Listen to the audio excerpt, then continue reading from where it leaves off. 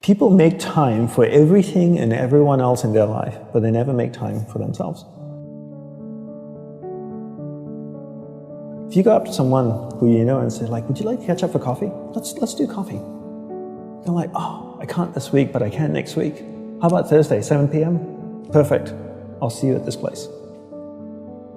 When was the last time someone is willing to take time out of their life to spend time with themselves? So if I wanted to get to know you, and we've had one dinner, and we had a great conversation, we're spending time here. If I wanted to get to know you, I would have to spend time with you. We'd have to meet up for coffee, a glass of wine.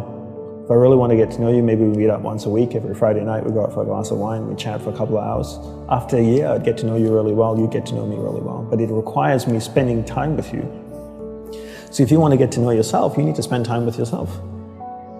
But in a way that you can inquire, right? So people say to me things like, oh, I walk my dog in the park, that's my time with myself. And you're like, no, it's not. That's you walking the dog. People go like, oh, I go for a jog, that's my alone time. No, that's you jogging, avoiding traffic, watching where you're stepping so you don't trip and fall over. Spending time with yourself is sitting down, closing your eyes, not interacting with the outside world, and actually going inside and having that conversation. The same conversation I would have with you and say like, hey Brian, so where did you grow up?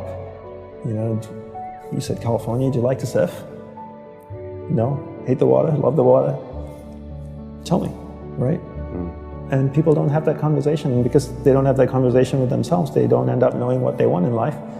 Because they don't know what they want in life, they can't focus that finite amount of energy, and then they don't live a lifestyle that brings them happiness, and most people end up being unhappy. A couple of things I would say. One is simplify your life. Everybody's so busy.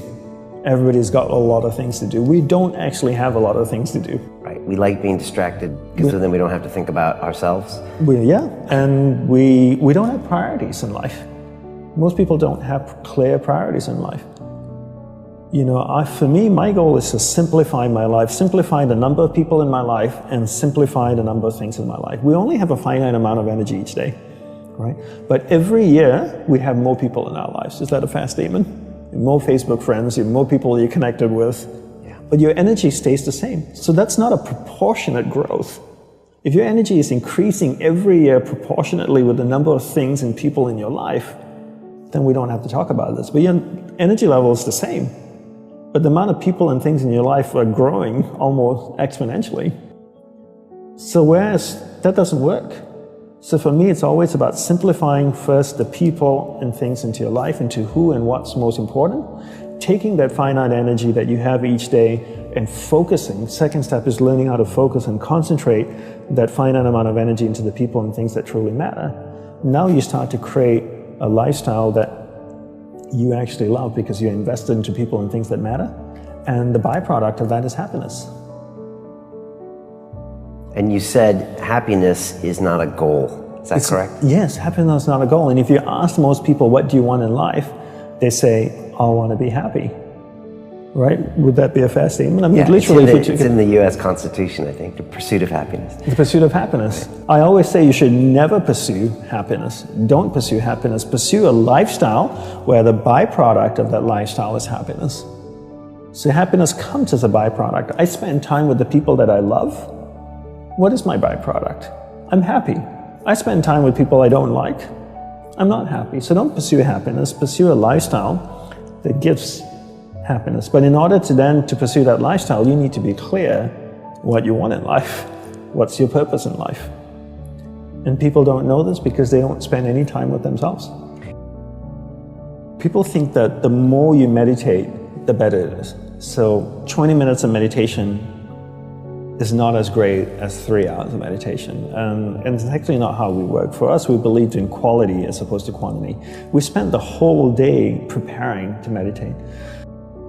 What comes before meditation? Concentration. Concentration comes before meditation. So you need to learn how to concentrate in order to meditate. And we believe that you can't meditate if you can't concentrate. So we spend the whole day focusing on concentration. So when I spoke with someone in the monastery, I spoke with another monk, I gave them my undivided attention. When I worked on my laptop, I focused on working on my laptop. When I swept the sidewalk, I focused on sweeping the sidewalk. So throughout the day, I'm practicing concentration. Now when I go to sit down to meditate, I'm really focused and I can have a dynamic meditation session. And I always use the simple analogy of, take Usain Bolt, for example, the sprinter, right? I don't know much about him except he won 3 gold medals, fastest man on earth from Jamaica. I can make an assumption and tell me if I'm wrong that his whole day is structured, that he eats the right kinds of food and drinks the right amount of water. He goes to the gym. If you look at the boy, he's ripped, right?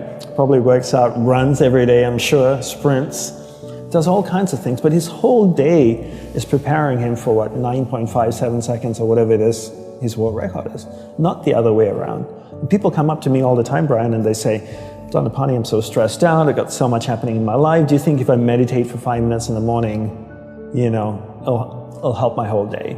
I'm going like, well, what are you doing the remaining 23 hours and 55 minutes? That's what I want to know. Because if you try to meditate for 5 minutes in the morning and the rest of the day you just live a chaotic life, that's not, it's a good start, but it's not really helping you. It's like eating a carrot in the morning and then eating hamburgers and fries all day and hoping to have a healthy diet. You have to understand that your whole day, your lifestyle is what's going to support your meditation practice at the start, and then your meditation practice grows, and then it turns around and supports your lifestyle. Right. But not the other way around. You don't create a meditation practice to support your lifestyle. You create a lifestyle first, meditation second. I'm an icon, man. My girl about a 10. I should fuck her in the Benz.